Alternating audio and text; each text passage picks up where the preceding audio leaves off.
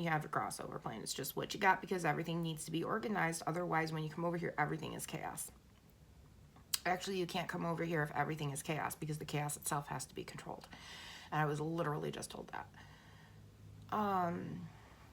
Yes, Spirit. Yes.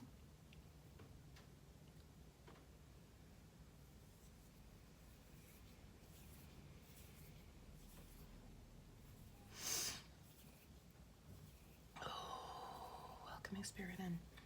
And so everybody has a crossover plan.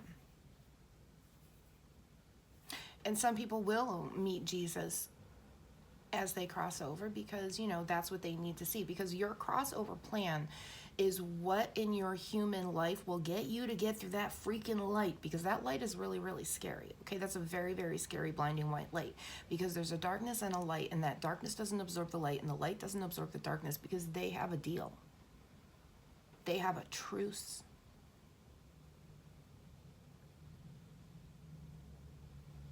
So the light doesn't absorb the dark and the dark doesn't absorb the light. And because of that, when you cross over, it can be very, very scary.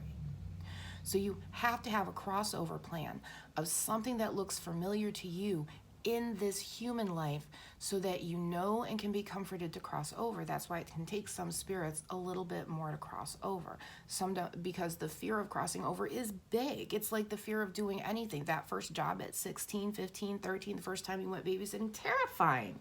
Absolutely terrifying. That first date you went on with your husband that you've been married to 30 years, terrifying. You know, first day of college, first day of high school, last day of high school, first day of senior year. Ooh.